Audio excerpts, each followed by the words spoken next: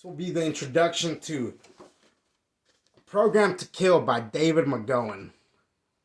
Introduction, Mind Control 101. The experimenters will be particularly interested in dissociative states from the abasement de niveau, mental to multiple personality in so-called mediums, and an attempt will be made to introduce a number of states of this kind, using hypnosis, from a declassified MKUltra document. It is probably safe to say that this is not your typical true crime book. It is instead a journey into an even darker, more disturbing world. One that exists in the shadows of the world depicted in hundreds of formulaic serial killer biographies that line the shelves of America's bookstores. For many readers, much of the information contained within these pages will be unfamiliar, and some of the theories and ideas that are discussed may seem rather bizarre.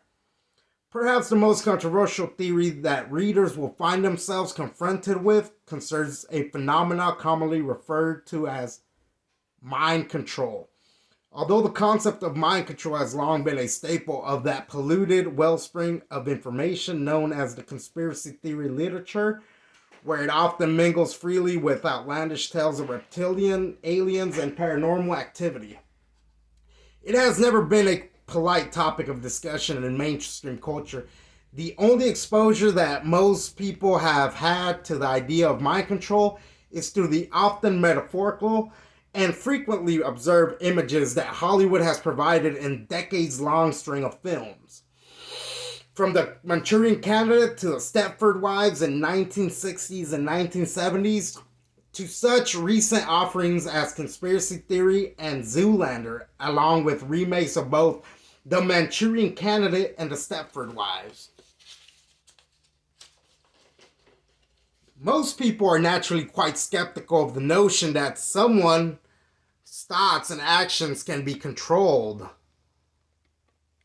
by unseen actors, particularly in Western culture where the idea of free will is firmly indoctrinated. Theories of mind control are inimical to the omnipresent mantra that we are responsible for our own actions.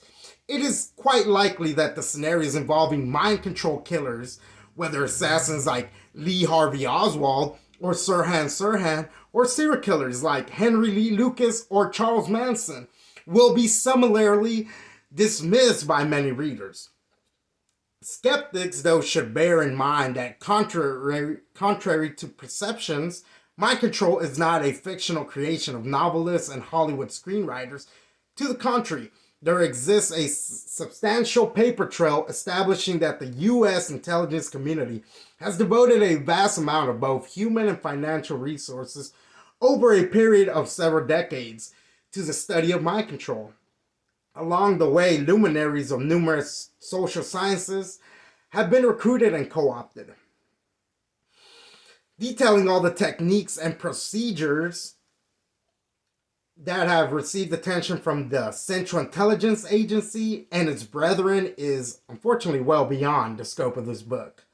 It is possible, however, to provide a rough sketch of what mind control is, a sketch that will, it is hoped, help to demystify the phenomenon that is not, as it turns out, nearly so esoteric as it may at first appear to be. The basic methodology of mind control has revealed many decades ago by George Estabrooks, a prominent psychologist hypnotist who worked under contract to American intelligence agencies in his book Hypnotism. First published in 1943, Estabrooks teased his audience by noting that the intelligent reader will sense that much more is withheld than has been told. While that was undoubtedly an accurate assessment, Estabrooks nonetheless did reveal enough to allow an informed reader to construct a reasonably accurate picture of the fundamentals of mind control. The degree to which any given person is susceptible to being mind controlled is a direct function of that person's susceptibility to what is known as dissociative states. According to the psychiatric community, dissociative states or dissociative disorders include amnesia, fugue state, and what used to be called multiple personality disorder, but it is now generally referred to as dissociative identity disorder. All of these terms describe the same basic phenomena.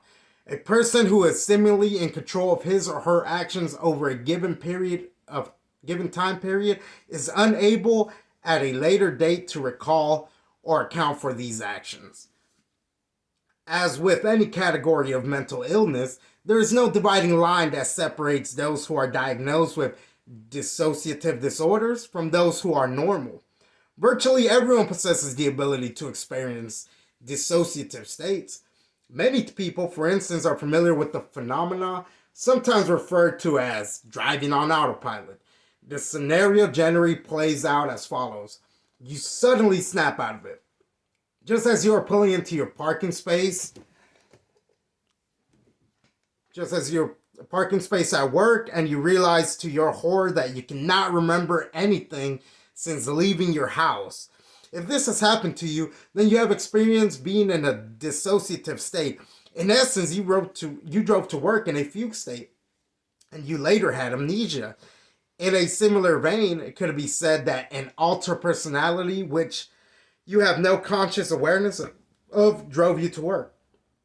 In any event, it is clear that someone piloted your car to work in a safe and reasonable manner, and it is someone other than you. Many people are also familiar with another common example of a dissociative state. You are deep in thought, obvious to everything around you, possibly working on the solution to one of the world's greatest mysteries, when suddenly your silent meditation is interrupted, perhaps by an unexpected noise or by someone calling your name or tapping your shoulder. As you snap out of it, you suddenly realize, much to your dismay, that you cannot remember what it was that you were so deep in thought about just moments before. If you have ever had a similar experience, or if you are familiar with the dreamlike state that some people attain just before falling asleep, or while engrossed in a book or television program, then you have experienced being in a dissociative state of consciousness. While the ability to dissociate is likely universal or nearly so, some people are clearly more susceptible to dissociative states than are others. There's little question that someone's innate ability to dissociate can be greatly enhanced, although not necessarily by ethical means. The most severe of the dissociative disorders, MPD-DID, is in almost all cases created by psychological trauma so severe that the traumatic episodes cannot be integrated into the experience of the core personality. By far the most common cause of MPD is early childhood trauma, usually, but not always, resulting from horrific abuse by a parent or other adult guardian.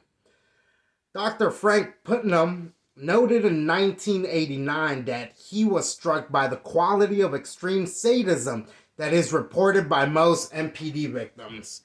Many multiples have told me of being sexually abused by groups of people, of being forced into prostitution by family members, or of being offered as sexual enticement to their mother's boyfriends. After one has worked with a number of MPD patients, it becomes obvious that severe, sustained, and repetitive child abuse is a major element in the creation of MPD. Dr. Deirdre Barrett, writing in 2001 for the Psychology Today, offered a similar observation. Dissociators have the following traits in common. Many such subjects reported a history of child abuse. Although some remembered this directly, some have been told by others that they have been battered. Other dissociators who had been abused had suffered childhood trauma such as prolonged painful medical conditions, and before the age of 10 experienced the deaths of their parents. As mental health professionals have long recognized, the normal human reaction to highly stressful situations is what is known as the fight or flight response. Children, however, typically lack the ability to either fight off or flee from their attackers and abusers. This is particularly true, of course, of very young children. The human brain, what wonderful resilient organ, therefore reacts to the best way that it can under the circumstances. It allows the child to mentally flee from the situation. When the abuse is of an extreme and sustained nature, the brain's response is to build a virtual wall around the traumatic experience by creating a separate and distinct alter personality to deal with current and future episodes of abuse. Although MPD-DID is a disorder listed in the DSM-4, the veritable Bible of the psychiatric community, the public generally looks upon the notion of multiple personality disorder with a healthy dose of skepticism. A skepticism encouraged by a news and entertainment media apparatus that generally mocks and ridicules the condition, and by a not insignificant number of psychologists and psychiatrists who deny the existence of MPD-DID. Strangely enough, many of the most visible and vocal members of the denial crowd tend to be psychologists and psychiatrists who have received funding from the CIA. In November 2001, researchers in Melbourne, Australia, conducted what the Herald Sun described as the world's first study of multiple personality disorder. The goal of the study was to help resolve the dispute within the mental health community. The conclusion reached by the researchers, at least one of whom had been skeptical of the disorder before working on the project, was that individuals who suffer multiple personality disorder are not faking their alter egos. The study involved comparing the brainwave patterns of people claiming to be suffering from the disorder with the brainwave patterns of actors portraying the condition. While the actors gave outwardly convincing performances, the researchers found that there were distinct changes in the brain of the sufferers as they switched personalities, while those changes were not detected in the brains of those who were just acting the part. So how does all of this relate to the concept of mind control? In the simplest possible terms, what the term mind control refers to in the process of first enhancing an unwitting subject's natural ability to dissociate, creating in essence the condition of multiple personality disorder, and then controlling the subject's dissociative states by creating one or more alters that are effectively under the control of others and that are known to the core personality. But can this really be done? Is mind control a real phenomenon, or merely the product of the fertile imaginations of various conspiracy theories and self-described survivors? The answer to that question lies in the answers to several other questions, beginning with, do dissociative states occur naturally in the human species? As anyone who has driven their car to work on autopilot or been caught daydreaming or spacing out can testify. The answer is yes, although the vast majority of people would not normally use the term dissociative state to describe the experience. Can the naturally occurring ability to dissociate be enhanced? The answer here also appears to be yes, albeit with the caveat that enhancing the ability generally requires the infliction of severe trauma, preferably during the vulnerable childhood years. Would the CIA and other U.S. intelligences be restrained morally or ethically from inflicting such trauma? How this question is answered depends largely upon the individual reader's political orientation and level of awareness of national and world events. Serious students of covert operation know that the CIA has a long and very sordid history of sponsoring countless assassinations, civilian massacres, violent coups, and barbaric torture interrogation centers. And that is just a short list. This bloody and very well documented record suggests that there is little, if anything, that the CIA will not attempt to justify in the name of national security. Documents released through the Freedom of Information Act request have revealed that at the very least, the agency has not shied away from funding and sponsoring studies in which very young children have been dosed with LSD continuously for several weeks. If we accept that dissociation is a real and naturally occurring human ability, and that the tendency to dissociate can be enhanced, and that the intelligence community's hands are not tied by ethical concerns, then the final and most critical question becomes, can enhanced dissociative states once created be controlled? George Estabrooks was clearly convinced that that was indeed the case. He claimed that once a person's core personality had been split, it was then possible to control one or more of the altered personalities without the conscious awareness of the primary personality. This process, according to Estabrooks, allowed the intelligence community to create super spies, unwitting agents who were willing to follow any orders unquestionably. Among other duties, these super spies made ideal couriers, since they could be fed sensitive information while in the controlled dissociative state, and thereafter have no conscious awareness that they were transporting important data. Even under torture, the super spy would reveal nothing, for as far as he or she was aware, there was nothing to reveal. Someone at the receiving end who was familiar with the super spy's programming, however, could readily extract information, after which a super spy would remain blissfully unaware that a mission had been successfully completed. As dubious as Estabrooks' scenario may at first appear to be, it is not so different from the common phenomenon known as driving on autopilot. Let us imagine that you have managed once again to find yourself at work with no idea how you got there. You can remember nothing beyond pulling out of your driveway, so you decide out of curiosity to pay a visit to a skilled hypnotist, who succeeds in putting you under, so to speak, while in the hypnotic trance, another term for a dissociative state. You may be able to relate to the hypnotist and anyone in the room. All the mundane details of your drive to work, once brought to a normal state of consciousness. However, you will still have no conscious memory of your drive to work, unless instructed otherwise by the hypnotist. You would have served in essence as a super spy. All that is missing from the equation is the element of control. And how would that control be attained?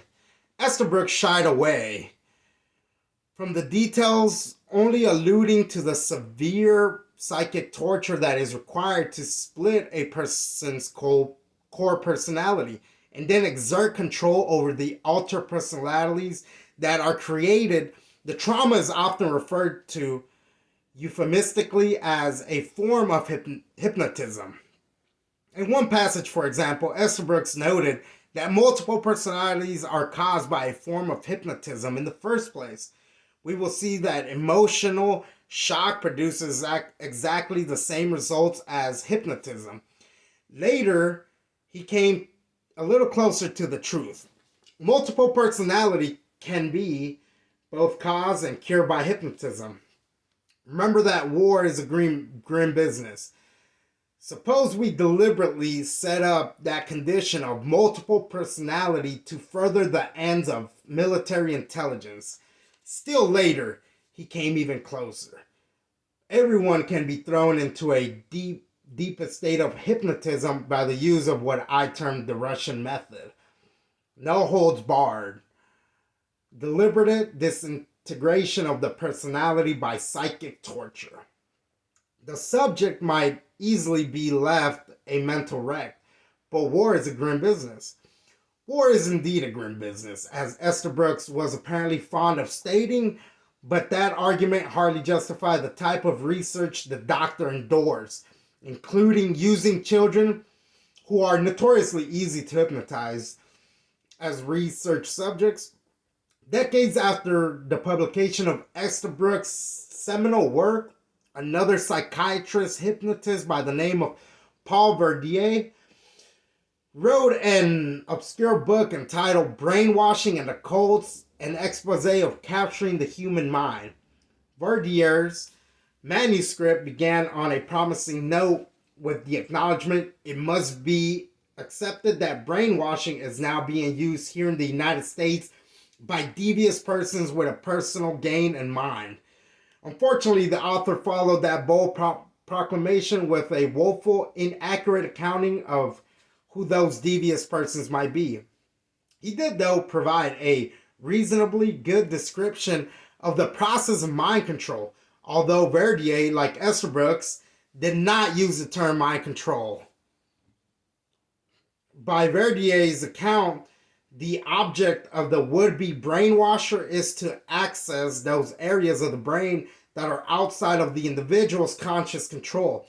This is accomplished, the doctor explained, by circumventing the normal inhibiting response of the cerebral cortex, so that an individual's voluntarily conscious, self-referred to as the brain's cortical block, all of the following were recommended: alcohol, euphoric drugs, isolation, solitary confinement, and the most dramatic and unique item in the brainwashing arsenal, hypnosis. All of these brainwashing techniques significantly have been exhaustively researched by the CIA. Verdier went on to explain that in order to achieve truly lasting states of brainwashing or mind control, it is necessary to subject the victim to profound and deep emotional states. The recommended emotional states are fear, shock, and anxiety, all of which have an immense, intense, disinhibitive state on the human brain. Even more effective is pain, because according to the eminent neurologist Dr. Wilder Penfield, sensations of pain with the muscular sensory system enter the subcortical brain regions directly. Within a passage seemingly lifted from Estabrook's writings, Verdier left no doubt that pain and fear are the most useful items in the MKUltra toolbox. Russian political scientists do support the belief that given enough punishment, all the people in any time or place are susceptible to hypnotic control. Verdier echoed other of Estabrook's beliefs as well, including the idea that brainwashing could and should be widely utilized for benevolent purposes, and the notion that children are ideal candidates for mind control programming. Brainwashing can be slow, insidious, and sure when applied to children early in life. It is likely that there is a short period of time following corporal punishment when the child is in a state of decortication. Hypnosis, so to speak, this is the ideal time to plant the positive instructions for better behavior in the future. What the good doctor considered corporal punishment and positive instructions was left to the reader's imagination. The vulnerability of children to dissociative states brought on by traumatic abuse is one of the reasons that the CIA and other intelligence agencies have played key roles in the creation of relatively mainstream satanic groups, as well as denying the existence of underground satanic cults engaged in violent criminal enterprises. Some of the available evidence suggests that an array of satanic groups have served in intelligence agency fronts for mind control operations, which actually makes perfect sense considering that if the goal is to severely traumatize children, then surely nothing compares to the seemingly outlandish stories told by those who have survived what has been dubbed satanic ritual abuse. Verdier took note in the book of the fact that one of the most pronounced emotional experiences that a human being can undergo is having his or her life threatened. Threats of death are used as a basic tool by brainwashing communists. Even among them, however, this threat is used sparingly, for they know that humans quickly adapt to this type of threat, especially if it is repeatedly given but never carried out. In order to avoid this routinization of stressful emotional situations, they have been known to casually execute prisoners for the apparent effect it has on others. The actions that Verdier predictably attributed to brainwashing communists precisely mirror the stories that have been told repeatedly by self-described survivors of ritual abuse. These victims speak of receiving frequent death threats directed against both themselves and their family members. They speak also of having those threats reinforced through their forced witnessing of and even participating in the killing of others. There has been a tremendous amount of energy expended to discredit all such stories. At the forefront of the movement to deny the validity of the stories told by countless survivors is the False Memory Syndrome Foundation, a group led by a truly vile coalition of CIA-funded psychiatrists and accused, in some cases, convicted pedophiles. Also playing a key role in the movement are Paul and Shirley Eberly, the authors of the purported authoritative book called The Politics of Child Abuse. The Eberly's book attempts to lay the blame for virtually